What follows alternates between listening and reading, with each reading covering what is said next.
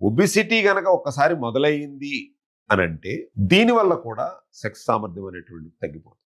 కాబట్టి ఫస్ట్ మనం చేయాల్సింది ఏంటంటే ఈ యొక్క ఒబిసిటీని తగ్గించుకోవాలి. మీ యొక్క బాడీ వెయిట్‌ని బిఎంఐకి తగ్గట్టుగా గనక హైట్ వెయిట్‌కి తగ్గట్టుగా ఉన్నట్లు ఉంటే గనక మీ సెక్స్ సామర్థ్యం పెరిగినట్టే. ఎప్పుడైతే మీరు ఒబీస్‌గా లేరో మీ టెస్టోస్టెరాన్ లెవెల్స్ పర్ఫెక్ట్‌గా ఉంటాయి. సార్ ఎలా చూడాలి అంటే చాలామంది ఇవాళ యూత్ కూడా హెయిర్ ఫాల్ అయిపోతూ ఉంటుంది అని అంటారు. అది కూడా ఒక రీజనే. టెస్టోస్టెరాన్ లెవెల్స్ మీరు ఇదిగా ఉన్నప్పుడు తగ్గినప్పుడు ఈ హెయిర్ ఫాల్ అనేటువంటిది ఎక్కువగా జరుగుతుంది. అదొక సింప్టమ్.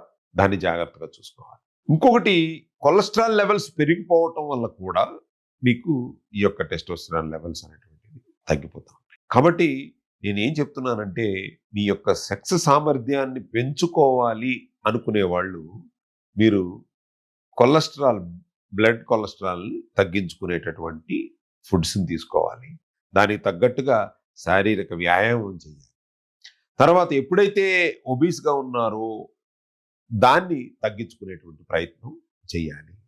అప్పుడు మాత్రమే మీకు ఆ యొక్క సెక్స్ సామర్థ్యం ఉండేటటువంటి అర్హత వస్తుంది.